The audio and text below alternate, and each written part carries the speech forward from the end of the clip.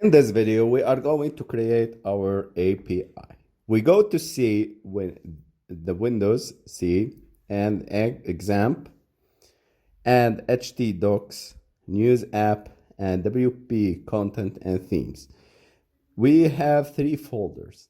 We see there here, if we go back to the local host, we see that the themes 22, 29, and 19, and 2017. I will delete them and I will keep 2020. Okay? So if I refresh the page, I will get this. There is only one theme remained. Okay? We open the theme folder and we go to the functions.php and we open it with our Atom, and here we go. This is the Atom program that we have already installed before. Okay.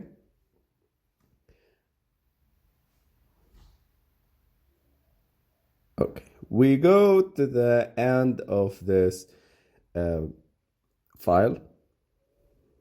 Okay.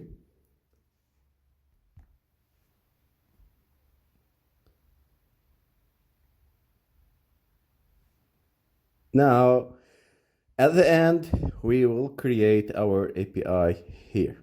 Okay, so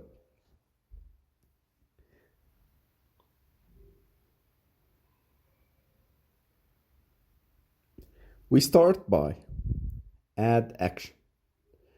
We create this method, add action, and we put here between one single quotation, resp underscore API underscore init and slash function.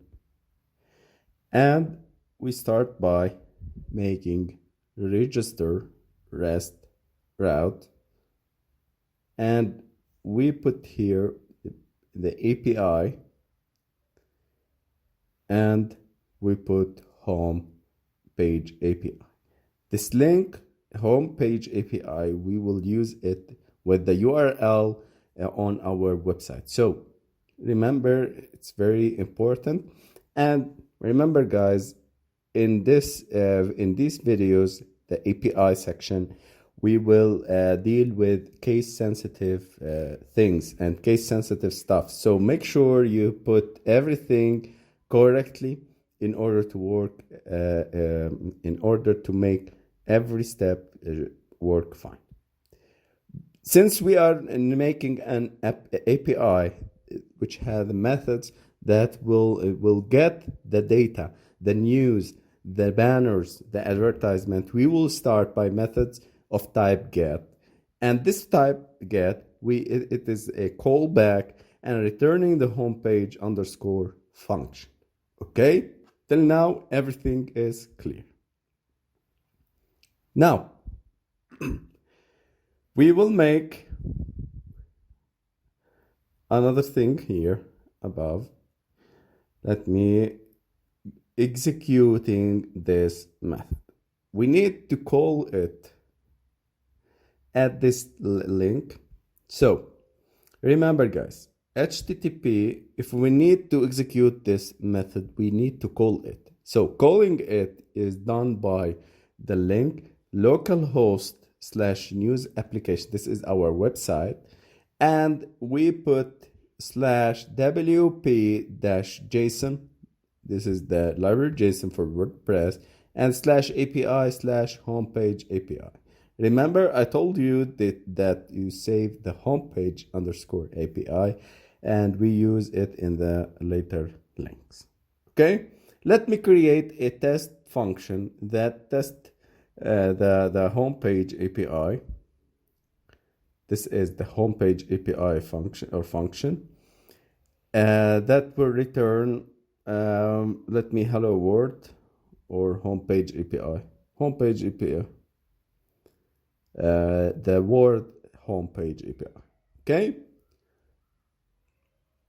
Now remember to save every file. Save. And we go to here, localhost and news app, as I told you before, news app slash WP JSON,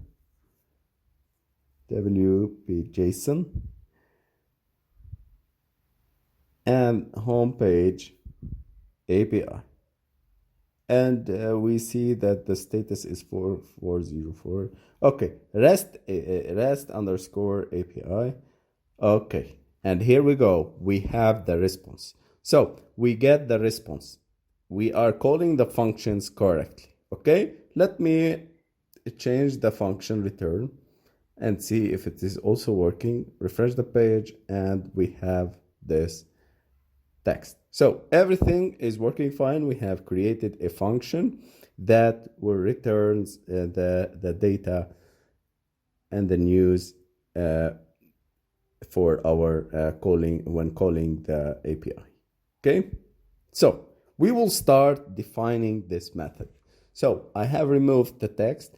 We don't need to get text. We need to get all posts related to news. So in this way, we are getting all posts that we have created previously on the website. So post data as a variable equal new WP underscore query, and it's a type array. So when the JSON file we will get, or the JSON response we will get, it's in form of an array. We will put inside this array a post type, and we will get a post, and we will put post status, which is published, and we will order them by date. So we will get the order by descending. So we'll get the latest news first. Okay. Post per page, I will need to get a 15 news. I have missed here the post data, the data here, data variable. I set data, and we need to put the posts array. So if we get them all, go and store them in the data array of type posts, and having 15 posts. Okay, so we are going to get 15 posts per page. If the user have passed a page number, it will be loading this page number. Okay, later on we will need to make many posts, because many posts. So the user may the user will be displayed only 15. In order to add swipe to refresh later on, we need to put this. So I will pass later on the algorithm, the function that will add the next pages, as I have done in the previous course about retrofit. When the user swipe to refresh, okay, so it will refresh the next posts, the next things on the next page. Okay, it's very important to store to put this. Otherwise, if the user didn't pass anything, it will display the page number 1. Now let me save, and here we go, guys. We are getting a response, but what is this response? Okay, you are saying, what is this response? This is a response for full details of our website. So we see here that we have created, we have posts, paragraph. This is the title of the Bitcoin that we have created, and this is for the JDK. So we are getting the response, we are getting the news correctly. I will remove this, and we are getting the pages and the posts very well. Now we need to get the posts correctly, and we need to get the specific information that we need to be displayed on our app. Okay, now let's get the posts in a good way with this more simple way to understand and allow a good format. So we will allow Android Studio to understand what we are passing to it. Okay, so first of all, data array, I will store them also in an array equal to array, and for each I will make a for each loop, and I will put here the post data variable, and posts as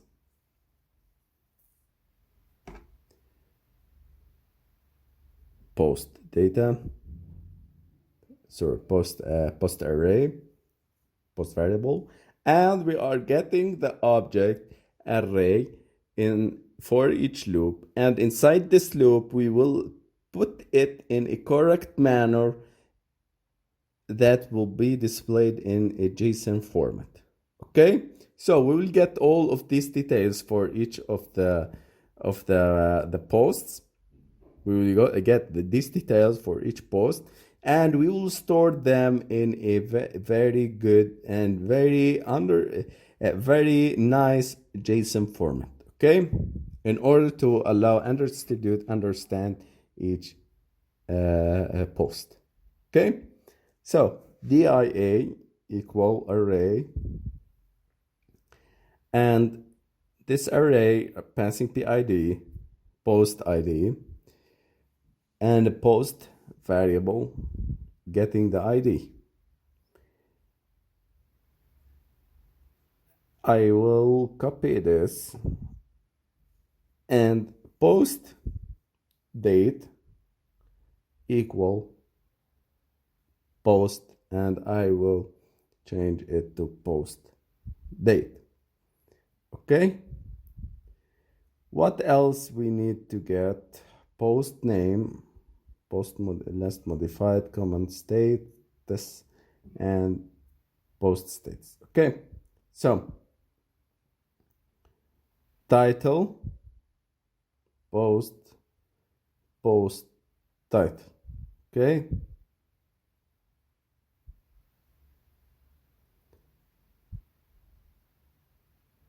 URL,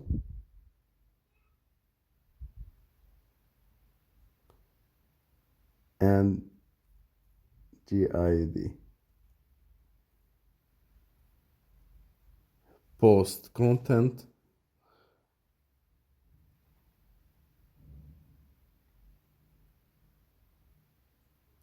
and post content filtered.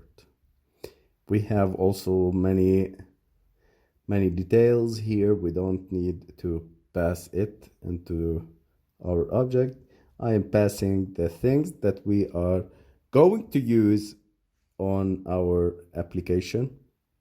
Okay, so data array equal DIA. Now we need to store them in the response variable. So response variable is having the news, which is the top of the JSON file. So when we get the data, we get them stored into a JSON array called news. So this is what what we are writing here. So return the response. So return all of them in a variable called news. And here we go, guys. This is the JSON format that we are looking for it. So amazing. We have got all data in a more simple and easy to understand, which is the JSON format. We have learned before how to parse JSON, how to get them. If you want to go, you can go back to the JSON course and get more about tutorials. Now, let me go to a website called JSON Prettifier, and I will copy the response and paste it here and click proceed. So we get them here, and we have in the news, we have three posts, 1, 2, and 3. One for Android 12, the second is for JDK 15, and the third is about Bitcoin hats. So we are getting them in a professional way, and a JSON format that we need to get them into our application. Now, let's make some edits here. And let me get substring. We are using the substring here. Paste it here. And I will limit to 200 characters. Okay? So limiting the post description. So when the user have the description, the title and the description, we don't need to get all of the description of the title of the post. We need to limit it to 200. So we are making it to 200 character, and then we are getting the source and get field news source name. Okay, we need the news source name, the link that we have created for each post that is telling us what is the post source, and we need the source URL also,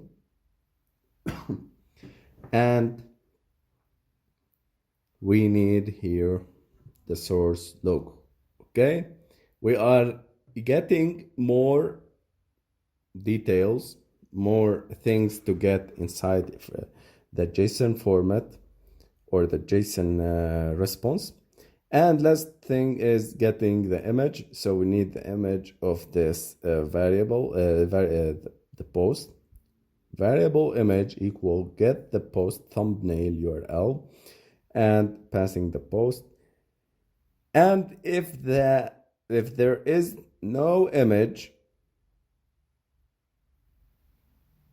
go and load the default image. Okay, so image equal nothing, it is equal to empty string.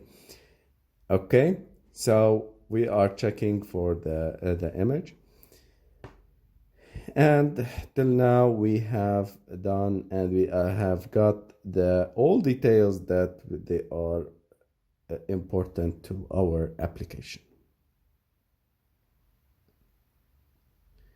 DIA equal of the string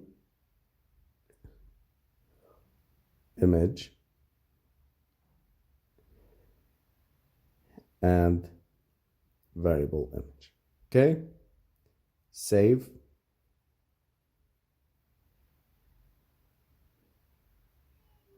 Copy the response. We have, you see guys, we have these responses only. I will open another one and click proceed, and here we go guys. We have got all the details that we are interested in getting them, like the source image, source URL, and source logo, and the image. So you see guys, you can add whatever you want data to get, and all things that you have in order to make your app professional and get the details that you want really to parse. So thank you guys. We have got the post correctly from our WordPress website using our API.